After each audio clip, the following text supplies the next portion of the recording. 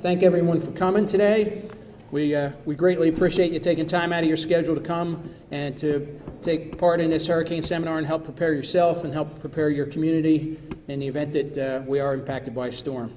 I know a lot of people in the room, but not everyone, so I'll just take a minute to introduce myself. My name is Bill Dalton. Recently was fortunate to be promoted to the Chief of Police position here on Sanibel. I'm pretty new to that, only been about 5 months, but I just started my 24th year with the city last week, so I'm pretty well versed in what we do here. Before we get started, there's a couple other folks in the room that we depend on for support in the emergency management function and as well as police, so I'd just like to take a minute to point them out. Councilman Denham is here. Raise your hand. Councilman Jennings is here. I don't believe I see any other of our city council here. Matt Scott, the fire chief, is in the back. Matt. So just like to take a minute to thank those folks for their attendance and their support throughout the year. So today we have Dave Roberts, our city's weather consultant. He's going to come up and he'll speak to you about the general dangers of hurricanes. Then we have Jim Biosted from Lee County's Emergency Management Department. Then we'll have Maggie Goldsmith from Fish. After Maggie, Harold Law, our building official, will speak shortly. And then our new Emergency Management Director, Lieutenant Elizabeth Bugema, she'll come up and then she'll walk you through what Sanibel does specifically here in our community before, during, and after a storm. So with that said, Dave, could you come on up and get it going? Yeah, turn that on the side. Sure it's on here. Okay. Good afternoon, everyone. Good to see y'all. I always love coming out to visit everybody here. You know, they asked me this morning, I said, so where are you going? I said, I'm going to one of the prettiest communities here in Southwest Florida. And they go, that's great. What are you talking about? Disasters. So I'm not always invited to all the parties. I've gotten used to that, okay? But I am very happy to be here today to be able to talk to you about the threat of hurricanes, because it is something that we have to deal with living in Florida, living in the east coast of the United States, living on the Gulf of Mexico. We're with most of the country, okay? Sanibel is not unique in its threat of hurricanes. I'm going to hope that this works. It does. How about that? Magic. Okay. Anybody recognize that, by the way? Yeah? Again, hurricanes, something we're always talking about here. And, you know, we tend to single Florida out, not just Sanibel, we tend to single Florida out. Why do you think that is? I mean, can anybody tell me exactly where Florida is, even in this map? This is a map that shows every hurricane track since 1850-ish to about 2015. And you can see that if you really, really want to avoid hurricanes, I have a great suggestion for you. There's some real estate on the west coast of South America you should take a look at, because that's really the only place you can almost escape it. We are not alone. We are not unique in the threat of hurricanes. We are unique in the fact that we are extremely prepared for hurricanes, and that's something that you can really thank the city managers for. Now, when you take a look at the state of Florida as a whole, I mean, we kind of break it down county by county. This will show you that there's been 7 major hurricane strikes in Lee County, for instance, since recorded history. But if you go to northeast Florida, if you go into the Big Bend of Florida, you avoid much of the hurricane risk. There's only one problem. Go to the Big Bend of Florida, there's not much of a beach. It's all swamp. Go to northeast Florida, and guess what?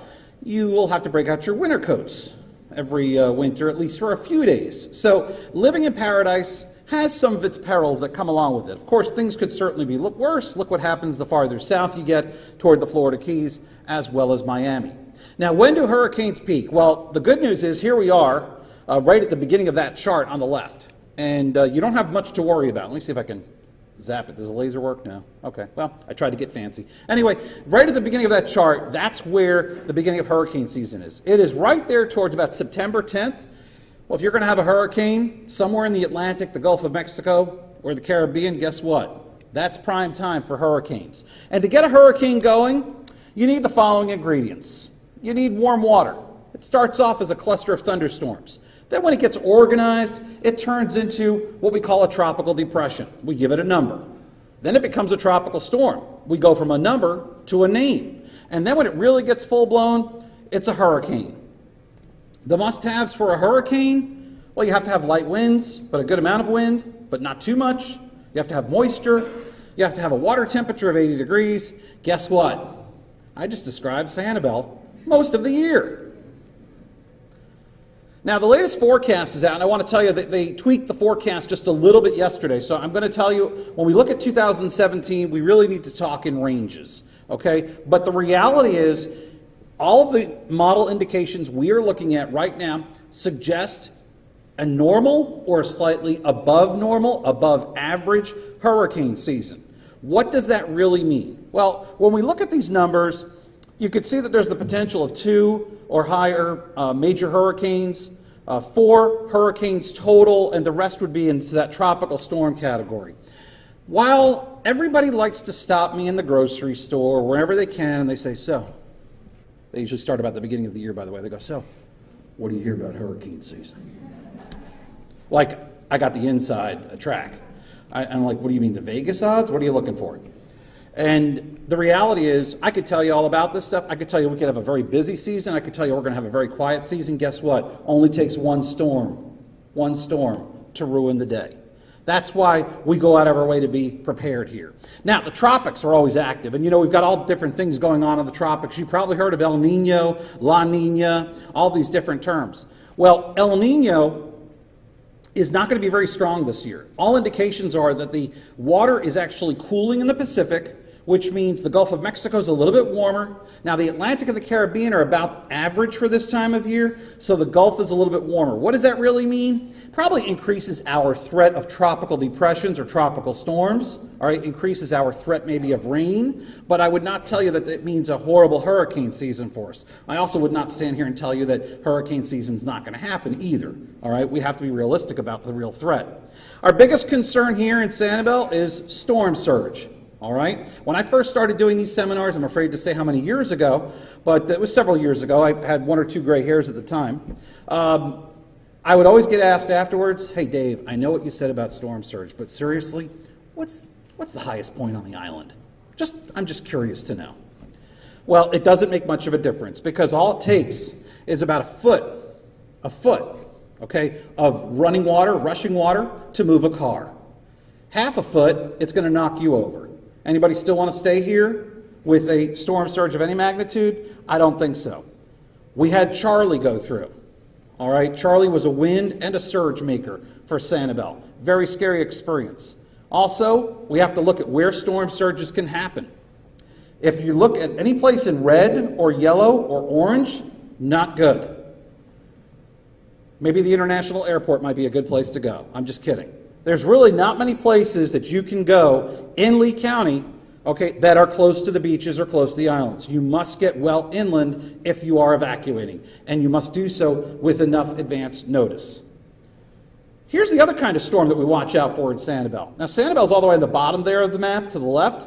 This is an East Coast landing storm, much like Andrew, much like Katrina. A lot of people didn't realize that. Katrina, everybody talks about Katrina for what it did on the Gulf Coast of Mississippi and Louisiana, but Katrina came into the east coast of Florida as well. We're not out of the woods. We don't have the storm surge, but we still have the potential for heavy rain and damaging wind. So it's important to understand the type of storm that we're dealing with, and that's part of my job. For this, I put on my glasses, even though I wrote this and did the research myself. When I look back at history for Sanibel, I try to get an idea. Well, what are we? Are we dealing with hurricanes? We're dealing with tropical storms, and wouldn't you know it, it's an equal opportunity kind of disaster. 50-50. 50% of the storms that have impacted this area have been tropical storms, the other 50% hurricanes. Over 144 years, we've had about 54 of each come with, let's say, within about 60 miles of Sanibel. That means that almost every 2.5 years, we have to deal with the brush of something. Something threatens us. And a direct hit is possible almost every decade. Now, it could be a direct hit from a tropical storm, or it could be a direct hit from a hurricane. But it's also important to point out that there are gaps. It doesn't happen every year. We've had gaps of 15 to 40 years. When I first started doing these seminars, I used to tell everybody, it's been 40 years since we've had a hurricane affect Sanibel. Well, that routine ran out after about the second or third seminar I did. Forecast models. Here's the great thing about it. I love when I put out the forecast models and I tell, what I do is I give the guidance to Sanibel and I say, okay, here's what I feel it's going to do based on these models because these variables are taken into account. And then I have to go on social media and everybody comes up with these models that I've never heard of before and they basically create their own. That's the thing about today. There are tons of forecast models for these storms. So it's important to comprehend what they mean specifically for Sanibel, and that's kind of my job. So, in summation, I try to remind everybody there's one thing that you can count on, and that is we are going to have hurricane season this year, all right, from June 1st through November 30th, and for the foreseeable future, unless there's some act of Congress, which there doesn't seem to be many acts of Congress these days, we are going to continue to have hurricane season for the continuous future for that 6 months out of the year. I hope you stay prepared. I hope this is a very safe hurricane season. I wish you all well, and I'll be around at the end to answer any questions you may have. Thank you very much.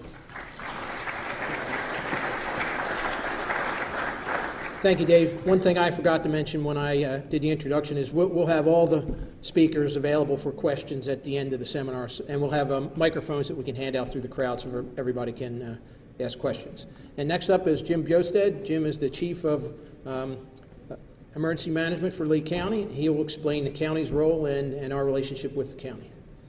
Thank you, Jim. Chief. So how is everybody today? You all set for hurricane season at midnight on Wednesday? So my good friend Dave for the 4th year and following him. One of the things that I'm told is that I scare people. And I'm glad. But I want to temper that with I live here too. I live on this island too. So when I tell you about the bad things that can happen, that doesn't mean they're going to happen. It means they can happen, so be prepared. Hope they don't, but if they do, you're prepared and you don't get hurt. There's a phrase I like to use, respect the wind, fear the surge. Those are the two main components of a hurricane, is wind, and if it's coming from the Gulf, it's surge. We can protect ourselves from both of those things fairly easily by evacuating when necessary, by doing things to our house so that it's more prepared. So the big phrase is be prepared, but don't be afraid. Now, I can hardly see you because I have that bright light in my face, but how many of you have ever been through a tornado? So I see a couple of hands. I've been through two, Fort Sill and Fort Leavenworth out in Hurricane Alley. Tornadoes are terrifying. They're very bad. They hurt people. They kill people. They tear things up. And usually there's 3 to 5 minutes warning at most. And sometimes there's no warning. If you hear a freight train outside your house and there are no train tracks there, that would be a tornado. And I experienced that twice, as I said. How much warning do we give you for a hurricane? 5 days? A week? Katrina, we watched for 9 days. So the point is, be informed, make good decisions, and be safe. So some pictures up here that I wanted to show you. On the top left corner, that's the coast, the east coast of Florida after Matthew last year. And that was not a big bad surge. You can see the kind of damage that a hurricane can do. We haven't seen this kind of damage in a while, and I'm glad, and we may not for a while. But the point is that even a hurricane that doesn't give you a direct hit, even a hurricane that doesn't have a lot of surge, it can cause a lot of havoc. I'm going to skip through some things because Dave already covered them and I didn't realize what he was going to say. So I told you about the wind. On the left-hand picture, you see a floor joist has gone through a royal palm. Do you really want to be out in a car, or do you want to be in a house that doesn't have hurricane windows, that doesn't have concrete block walls, when a floor joist comes flying at you at 120 miles an hour, or a piece of plywood like on the right comes coming at you like it's a buzzsaw? Storm surge, this is Galveston after Ike, and it wiped out all the houses that were on that island. This is a picture, and some of you that I know I was in the Coast Guard for many years. I was the incident commander for Katrina in Mississippi in 2005, and this was taken on Wednesday morning from a Coast Guard H-65 helicopter over Gulfport, Mississippi. Gulfport, Mississippi took over 20 feet of water above the ground. And this picture is important because at the bottom you'll see a road. That's the coastal road. The Gulf is right in front of it. Above the road you see a lot of gray. And the gray is foundations and parking lots where homes and businesses and shopping centers used to be. Above that you'll see tan, and that is the walls and the contents of those homes and businesses. It used to be on the grays part. And then up at the top is where the surge finally ran out. We are very vulnerable on Sanibel, so we need to pay attention, we need to have a plan, we need to be ready to evacuate when the authorities say evacuate. And to give you another idea, on the left-hand picture, if you can see it, you'll see there's a man holding up a pole. He's 6 feet tall. At the top of the white pole, you'll see it starts to get brown again. That's where the storm surge stopped when it went across East Ship Island, Mississippi, on its way into Mississippi coast. So we are sort of the East Ship Island of Fort Myers. This was a hotel during Camille on the Mississippi coast. That was back in '69, and that was the hotel the next day. That was destroyed by wind and by surge. So just to give you some education, half of the people that die during a hurricane die because of storm surge, because they didn't evacuate. Another quarter die from flooding, from all the rain, such as in North Carolina after Matthew. All the rain that was coming from this hurricane was coming down and the rivers were overflowing and people were trying to cross bridges and they shouldn't have been, and they got swept away. So that's why you have to be really cognizant that the surge is very dangerous. The rainfall can cause a lot of flooding on top of the surge, and again, just be aware. Know your zone. Now, everybody should have one of these. If you don't, please get one. It just came out this year, so if you have last year's, throw it away. Not all the information is correct, not all the numbers are correct. Everything you need to know, everything I'm going to say to you today is in this guide. And my website's on the front cover. I work closely with your Sanibel emergency management folks to make sure that anything that I know, you know. And so if you go to the website, there's a lot of information you can get. So you should have a plan. A storm's coming, that's not the time to start thinking, what am I going to do? And I'm going to help you plan, because the website has checklists. There's a family plan that you can download, and you can go through and read all the checklists of things that we recommend that you do well in advance, and then you're ready. Things like knowing your medications, knowing your contact information, where are you going to go, what are you going to do? It's really good for folks to have hurricane buddies that live in other cities. I have hurricane buddies in Vero Beach and Orlando. They get a storm, they come to me. I get a storm, I go to them. Well, actually, my wife goes to them. I stay here with Bill, and we fight this thing out. We don't tell you to go hundreds of miles away, though. We just want you to get away from the danger zone and be in a safe place. It could be a friend, a hotel, a motel, or it could be a shelter. We do have an emergency shelter program. We have a general shelter program, and then we have a special needs shelter program. Now, special needs are folks that are attached, they either have to have oxygen, have to have air conditioning, or attached to a machine like a CPAP. They have to be in a special environment. We have that. And the only people that know where it is us, because we register folks, and the registration forms are in the back, or you can get them online. And our medical director approves them, and then those folks, and there's 1,200 of them in Lee County, we call them up 5 or 6 days before a storm is predicted to hit to find out, are they in town? Do they need to go to the shelter? Do they need a ride? I'll send an ambulance. Do they have a pet? I'll send an ambulance, and I'll send a truck with a crate, and we'll bring their pet with them. One of the main reasons that people don't leave during a hurricane is pets. And not many pet shelters existed in the past. That's no longer true, thanks to some hard work with the Lee County School Board. All of our shelters can be pets. Right now, it's South Fort Myers and East Lee High School. And as I get more volunteers and more folks trained, I can turn any shelter into a pet shelter. The other thing, hospital shelters, we basically, if folks are so frail, they're not even going to do well in a special needs shelter, we take them to the hospital. They're not admitted. We ask them to bring a caregiver, but they're in an environment where they can be looked after.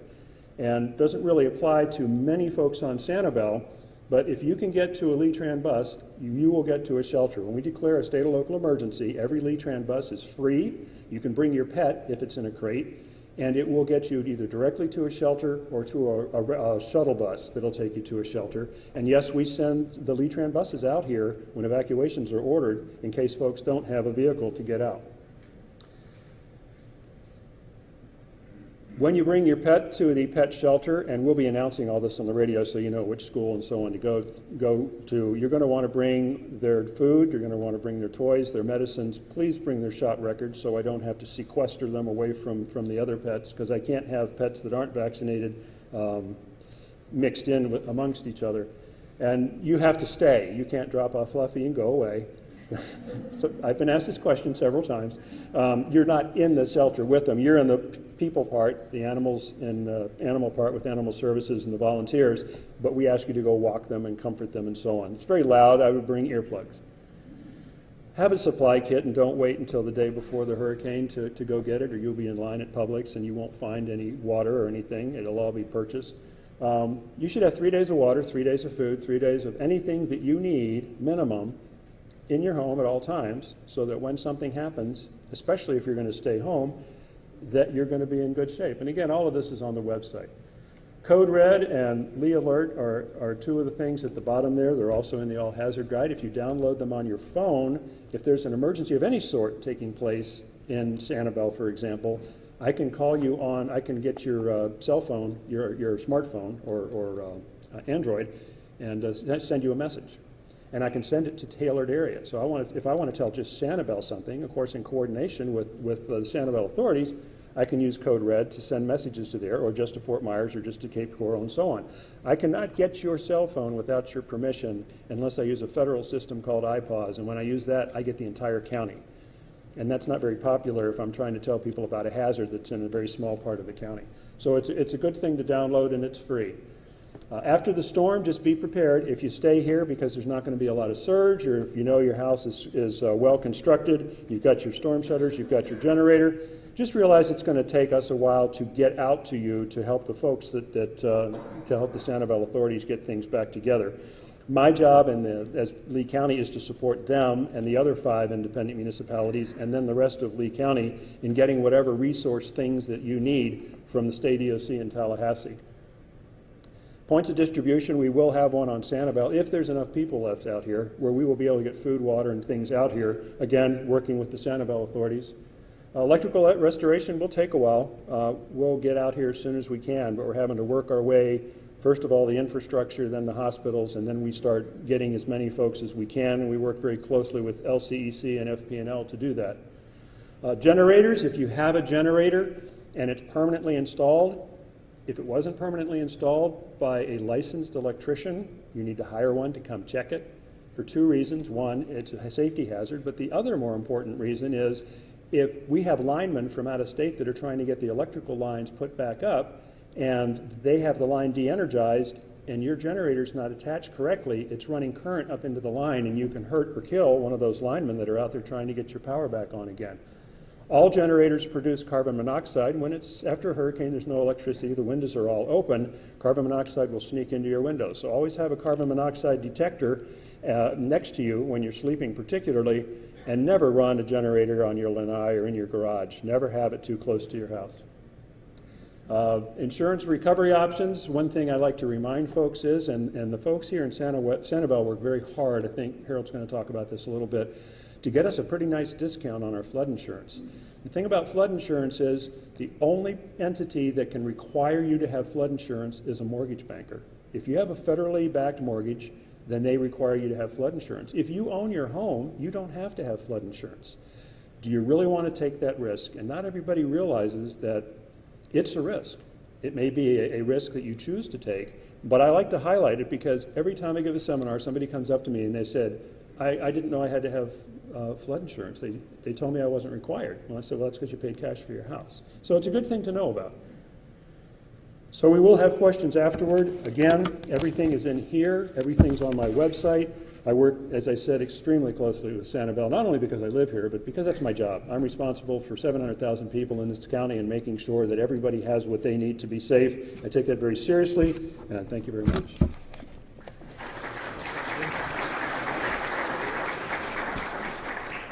Thank you, Jim. Next up is Maggie from Fish, and Fish provides a very important service for our community here on Sanibel. So Maggie will come on up and explain what she and her organization do. Thank you. Hello, everyone. Happy Memorial Day weekend and happy last day of school to the Sanibel students. I'm Maggie Goldsmith, and I'm with Fish of Sanibel Captiva.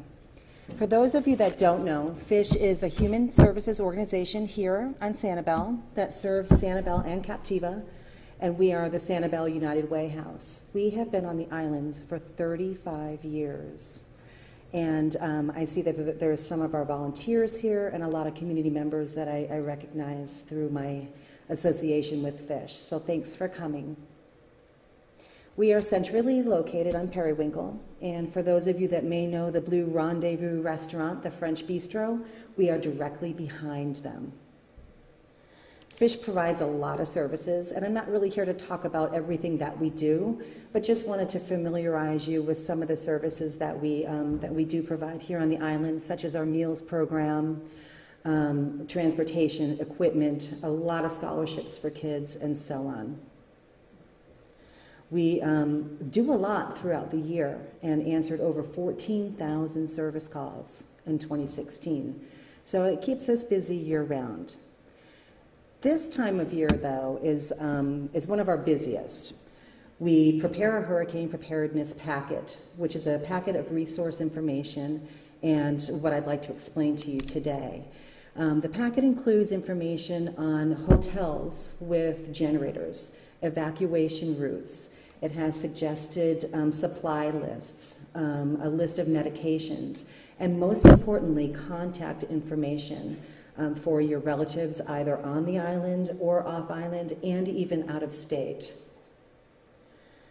This packet is provided to anyone in the community that wants it. You don't even have to live on Sanibel. You can be in Fort Myers, you can be in Bonita. We're happy to provide it to you. Our main goal is to make sure that everyone has the resources that they need to ensure that they're safe in the event a storm comes our way. So it's got great information. We work very closely with the City of Sanibel and the Sanibel Police Department, Emergency Management, the folks up on Captiva, CHR, the parish nurses. So a lot of effort and collaboration goes into the making of this packet. We also have what we call an active list. An active list includes those folks that may be more vulnerable than perhaps you or I. There are folks that are older, that are alone and here on the island for the summertime, may have medical conditions, may have health conditions. Oftentimes, these folks are brought to our attention by a concerned neighbor, or a family member. I get a lot of calls this time of year from up north, from the son or daughter of so-and-so who's going to be here for the summertime, and they're concerned about, their safety during a hurricane. So what we do with our active folks, or the people on our list, is we will actually send a volunteer out to visit with them in their home to talk about what their plans are. How are they going to get off the island? Where are they going to go? Who are their contact information, people, relatives, friends. And we keep in touch with those people throughout the whole summer, informing them of when a storm is on its way, letting them know that you might want to think about evacuation, when an evacuation has been issued, ensuring that they are off the islands, and then we track them until they get back safely on the islands.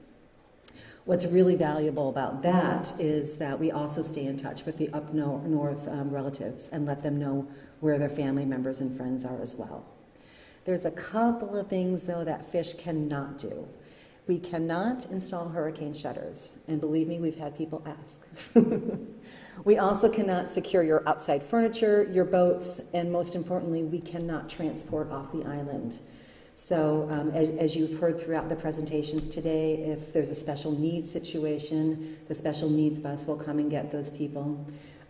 If there is a person that doesn't have a vehicle, Lee-Tran will come out here, or we can help coordinate, with your concerned friends and neighbors, and maybe could be a carpooling situation. Our staff and volunteers, though, unfortunately, cannot transport off the island.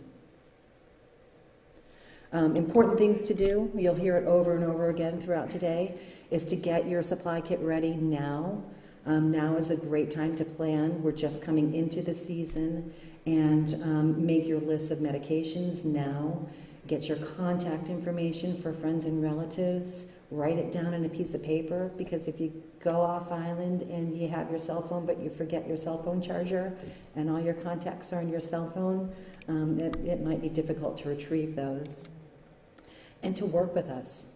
Anyone is open to receiving one of our hurricane packets. We will have them available until November 30th. So if a storm comes and you don't need to have all the information you need, you can certainly call Fish and come pick up a packet, or we'll send a volunteer out to your home to go over it with you. We've always got them available. Our program and services executive, Joy DuPlay, along with one of our volunteers, is sitting in the back of the room and has some packets to hand out to anyone that wants them. Always listen to weather updates. The city is great in getting information out via email and other sources, just to stay informed. And always listen to, the evacuation routes that are suggested, and really just get off sooner than later. Making an emergency plan for friends and family is always helpful. And a communication plan as well. Having a buddy. I think the gentleman that spoke before me said he's got a buddy up in Orlando. That's a great idea. Just having that contact information available to you and leaving it with somebody else is also a great idea. And in summary, I just want everyone to be safe and have a great summer, and offer our hurricane preparedness packet to anyone that wants it. And fingers crossed we won't need it this year, right? Thanks a lot for coming, guys. Appreciate it.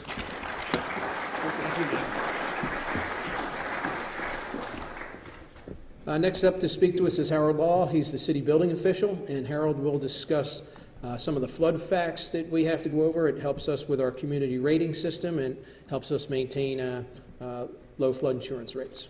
Harold? Thank you. Just to let you know, the building department of the city of Sanibel plays a major part before a hurricane and after a hurricane. First, I'll go over what we do before. How many people here live in a flood zone? Well, you're all smart then. Some people don't realize, but Sanibel is a complete flood zone. To give you an example, FEMA predicts that water will rise to a height of at least 8 feet in some areas and as high as 16 feet in other areas of the island. Your feet right now are setting on 8 feet, to let you know. So if you remember walking up to this building, that's how deep the water will be in the prediction in this area for FEMA. So FEMA is a big part of what we do before a hurricane. The Florida Building Codes works very hard in making sure that your structure won't blow away. We work real hard to make sure that that does not happen, and that all the material used, your windows, your doors, your roofing material, won't blow away in a hurricane. FEMA, on the other hand, looks at rising water. And being with FEMA and working with them, their main concern is flood insurance for you and for the rest of the country. And they look at the probabilities of you being flooded. Being that the average height of Sanibel is about 3.3 feet above the sea level, and they're predicting 8 feet of flood in some parts, makes it very serious. So we work very hard to be able to make sure that your structures meet the basic heights that FEMA wants you to get above so that your house won't flood. And then we work with you very hard to make sure that if the water doesn't get you, the wind won't either. After a hurricane, we have a real job that you want us to do very quickly, and that is we have a team of about 50 trained personnel that the city has now hired on a part-time basis when we need them. But we're trained to go out into the city and evaluate every structure on this island before you come back on. In this process, other than the police and fire, we're the first people back on the island evaluating your structures. During Charley, it took us 2.5 days to evaluate that, and we were using pencil and paper. Today, we are all computerized. The results of looking at your home or your neighbor's home is almost instantaneous as we evaluate them. So you'll be able to get on a website and see where we are, what we've looked at, and where we're going during and right after the hurricane. With that being said, a lot of people during or after Charley was in a big hurry to come back out here and look at their homes. We had already evaluated them. There wasn't any structures missing.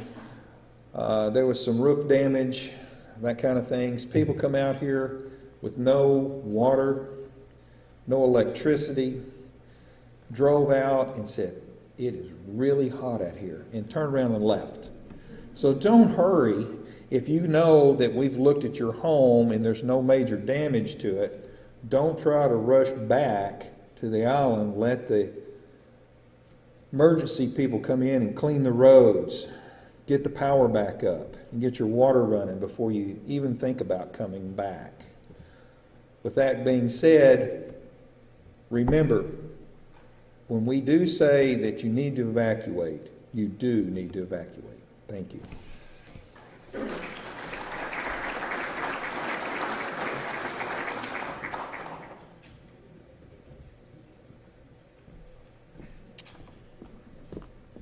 Next up for us will be Lieutenant Buchanan, who's now in charge of our emergency management program. She's our emergency management director. So Liz will tell you specifically what the city of Sanibel does before, during, and after a storm. And she has a large responsibility. She's a key member of our team. We're glad to have her. I did her position for the last 5 years, so I know how stressful it can be. But we're in good hands in the community with Liz, and she has all of our support. Lieutenant? Good afternoon.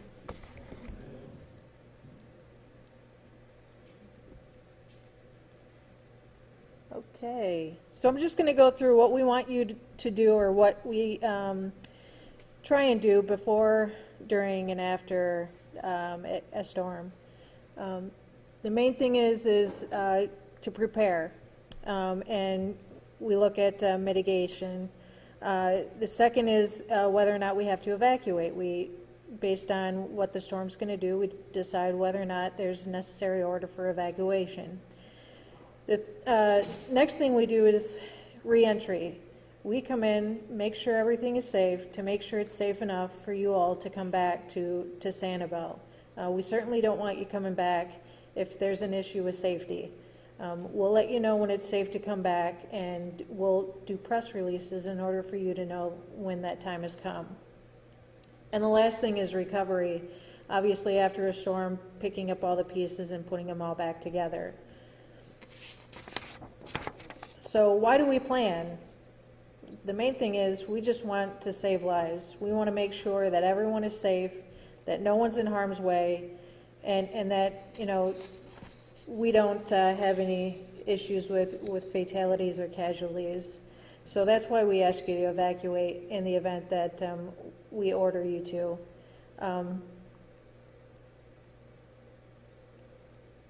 There's 5 of the most difficult places to evacuate during a hurricane. One of it is Southeast Florida.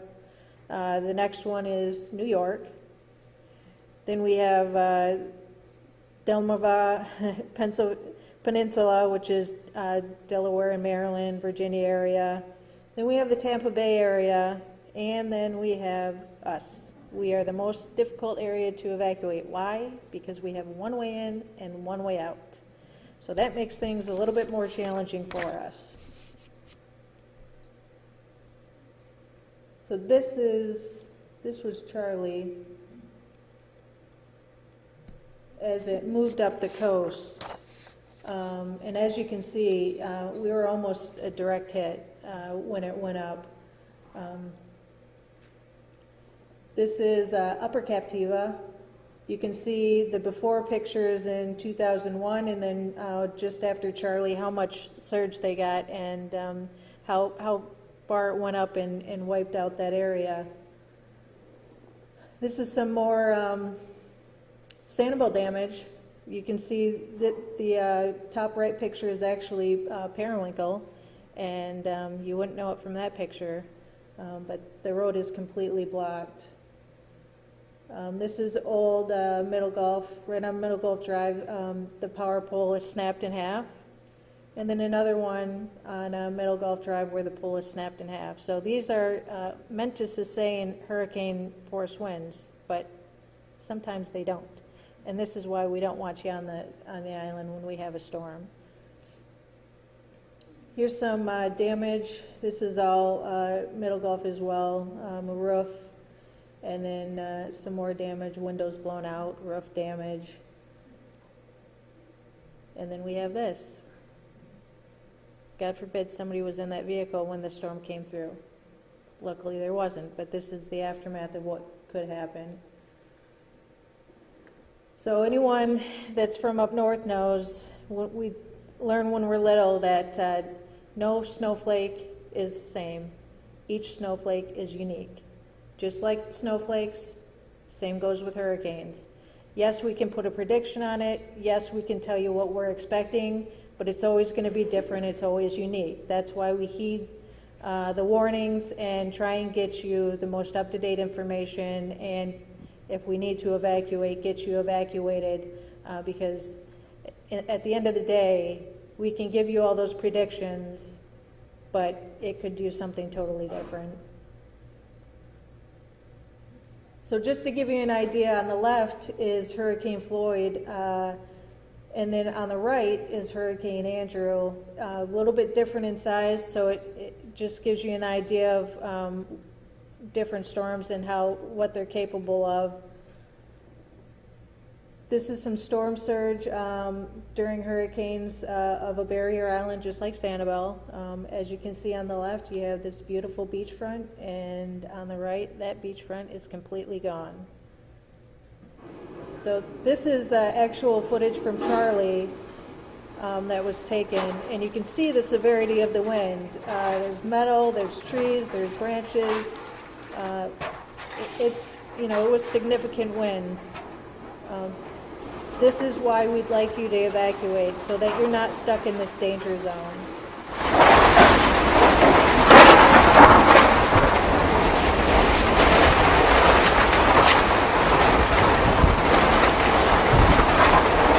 Why do we want you to evacuate?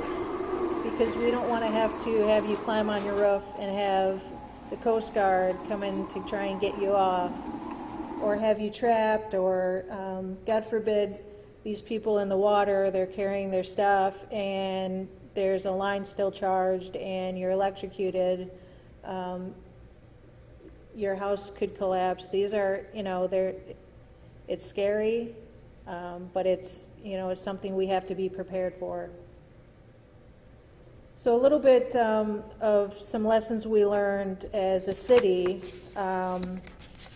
when we went through Charley. So the big thing is we as a city, all of us city employees, we all have roles. And so we're all prepared to work endlessly to make sure that we get you guys the help that you need. We will do door-to-door post-evacuations to make sure that there's no issues going on there. We know that you guys are desperate for information, and we will try our best to provide information first. Whenever a storm hits, if you see the police department and the fire department evacuating the island, that's a good indication that you need to leave too. We will not come back until it's safe for us to do so. And even after we come back, we need to go around the entire city and make sure that it's safe for you all to come back as well. That means power lines, trees, anything like that, to make sure that structures are safe in order for you to return. The more you all prepare, the easier it is for us when we return to the island, and the faster it is for you all to get back. So what do we ask in preparation? Yes, that what we'll try and do is we'll do a 5-day timeline, day by day, to get you all prepared and ready and get you the most accurate information. And we as city employees will comply with that timeline as well. So while you're preparing, we're preparing as well. So on that, preparing your homes, as I said, the city will update hour by hour. We'll start if we are in the 5-day cone, we as employees will go and get our items secure first and then come and prepare the city. We ask that you secure all loose items around your home, so whether it be lawn equipment or pool equipment or anything like that, take care of that, all that stuff, bring it inside. Install your hurricane shutters or enlist the help of some strapping young men to take care of that for you if you have one. Secure enough water for your family. We ask that you do 1 gallon a day per person, and it's recommended that you have about 7 days of survival stuff on hand. And if there's a hurricane, book a vacation somewhere else. Go up to Orlando if it's not going to hit there. Another big thing is with the power being out, you won't be able to obtain any money. So make sure that you get to an ATM machine and pull out a little money so you have some on hand should the power go out.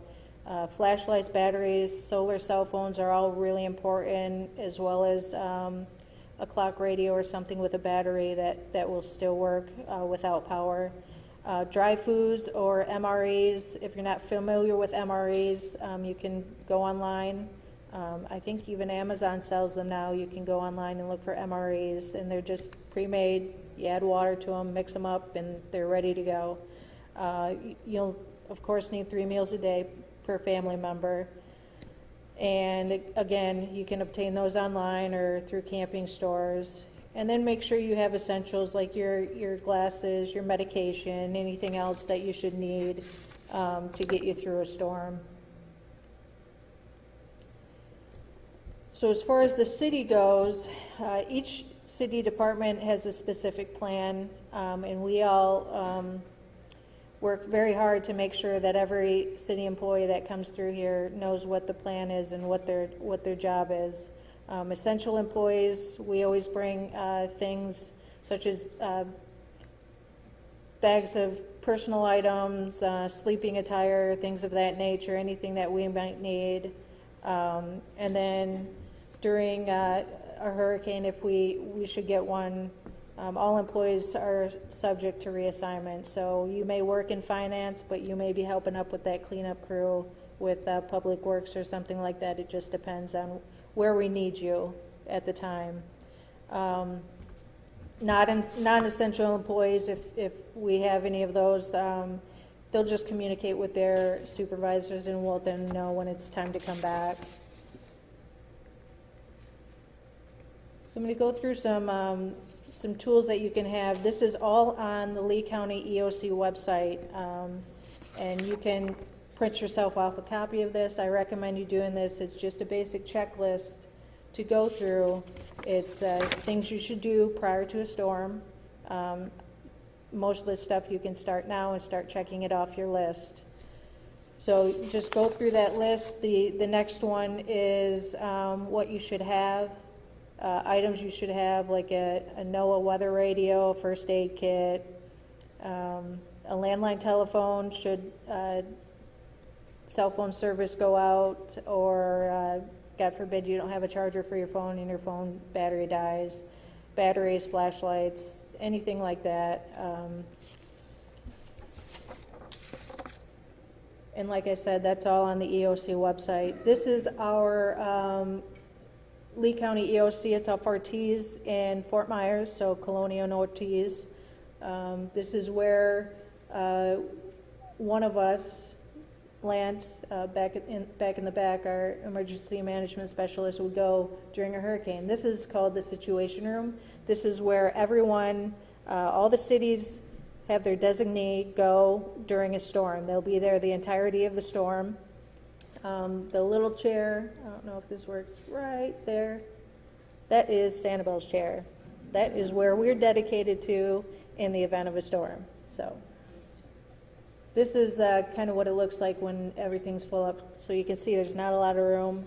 There's a lot of people that pack in there, but it's essential that we send somebody there to represent us in the event of a storm. So our action plan, we do have an action plan, and it's based on an incremental timeline for preparedness leading up to an eventual storm. Each of the city departments has their own responsibilities leading up to a storm. And then we have time windows that we follow based on the projection of the storm. So just to give you an idea, we have a very comprehensive emergency management plan, starting with our organizational chart. And at the top, you can see our city council is at the top, followed by the city manager, the city attorney, and then it trickles down from there. And then again, in the event of an emergency, this is our mobilization chart. Just giving you an idea that there are many hands on deck anytime a severe weather event occurs. So there's many people that are going to be here taking care of you all, taking care of the community, your properties, and everything in the event that we have something happen.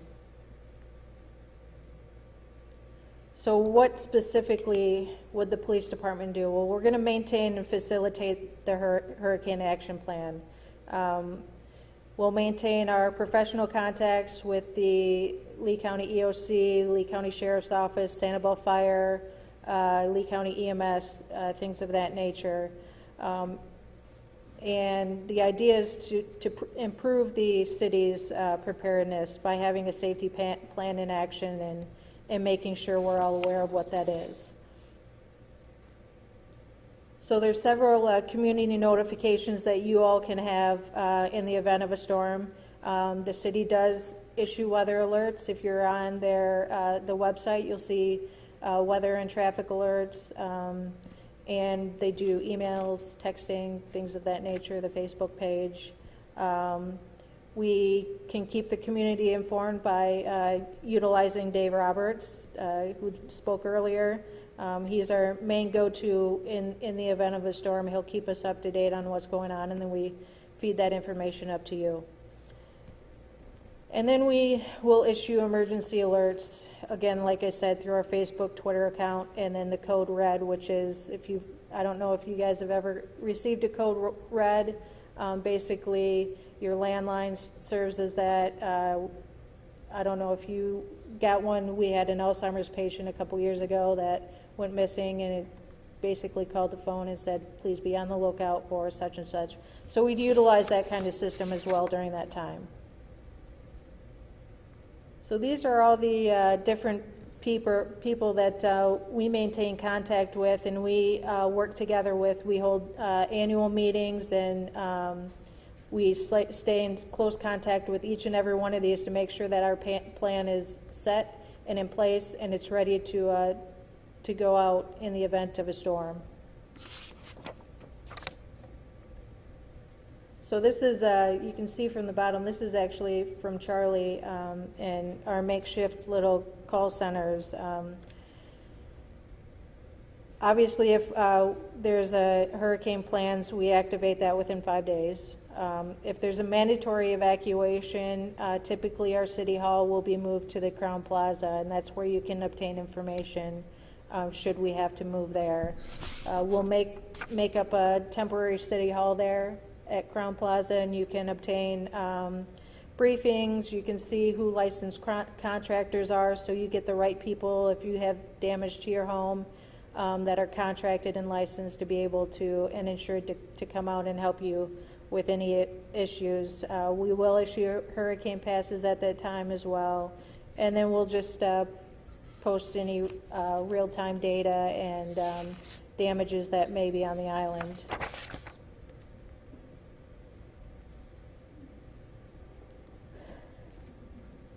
Reentry. This is the most important part. The initial reentry process, as I said before, will be the police and fire department, including our public works. That's to ensure the safety of the island and ensure that it's safe for you to even come to the island. We want to make sure that all the roads are clear, that there's no hazardous areas before we let you come back in, because obviously we don't need anyone getting injured after a storm. And then we also want to make sure we can restore electricity, water, and sewer to you all and to your properties. So the island is divided up into 10 zones, zones 2 through 11, based on where you live. Starting from the causeway is actually number 1, but we don't include them because that's maintained by Lee County. So 2 being on the east end, with 11 being the west end of the island. Reentry is dependent on what kind of damage we have and whether or not it's safe for you to enter. We may not go in numerical order. It may be safe for us to open, say, 6 up, but it's not safe for us to open 3 up. We'll allow the people with the 6 hurricane pass zone to come in, but we may hold off on the 3s until we're able to get that area to a safe status. Basically, what the hurricanes are is it's a security for us. We'll have 2 lanes going on island when we have a reentry.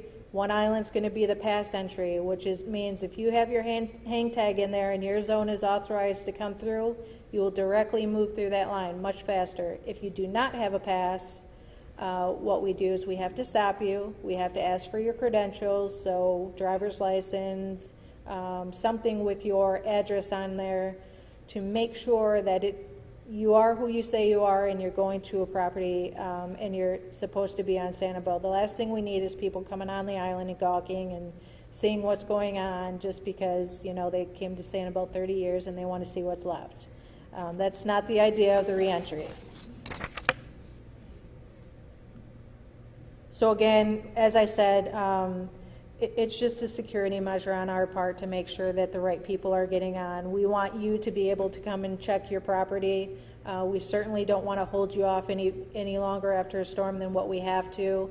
And this just makes it easier for all of us if you have that tag to get to your property and make sure that your property is safe. So it says 2016, and there's a reason for that. That's because we're still using the 2016 tags. So if you have your 2016 tags, they are still valid for this year.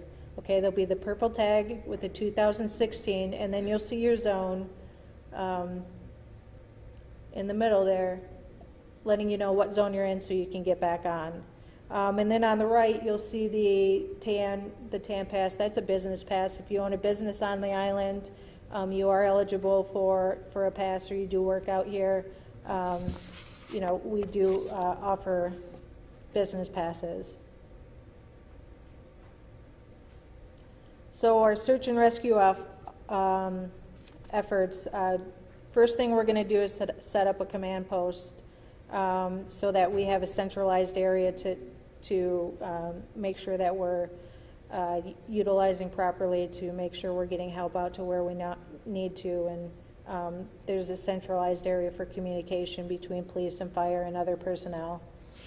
And then we go through the entire island and we make sure that there's no one trapped, there's no one injured, to make sure things are safe for you all. And then following that process, we start our recovery efforts, which is getting rid of the vegetation that may be down, restoring any services, the sewer, the water, the electric, so that we can return to a normal life as quickly and as easily as possible. So again, this is some more damage and the cleanup efforts during Charley.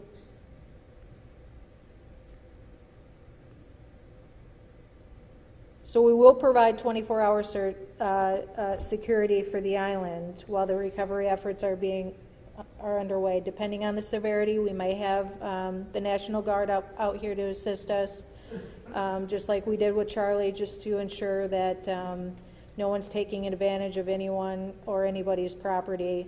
And we'll work with federal agencies, state, local, and county agencies to make sure that we have enough personnel out here to make sure that the island's safe for us and for you. So, in conclusion, make sure you have a family hurricane plan. Get that checklist, start working through it, and get yourself prepared, because it's not probably a matter of if, it's when. It might not be this year, it might not be the next year, but at some point we'll probably be dealing with something. If we do an evacuation, we ask that you heed that warning. We don't put those warnings out lightly. We don't put them out to scare people. We put them out because it's important for you to evacuate. And then obtain your reentry pass so that you can have an easier time getting on the island should we do have an evacuation. So